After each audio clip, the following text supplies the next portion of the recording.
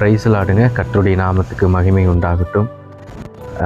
எரேமியாவில் 15 கர்த்தருடைய வார்த்தை சொல்லுகிறது, உனக்கு சகாயம் செய்வேன் என்று ஆண்டவர் வாக்கு கொடுத்திருக்கிறாருங்க. பாருங்க, கர்த்தருடைய பிள்ளைகளுக்கு கர்த்தர் தாங்க உதவி செய்ய முடியும். சகாயம் செய்கிறதுனா உதவி செய்கிறதா அர்த்தம்னு தான் வேதத்தில் சொல்லப்பட்டிருக்கு.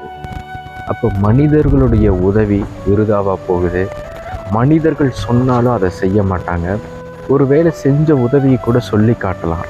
ஆனால் ஆண்டவர் அப்படி கிடையாதுங்க.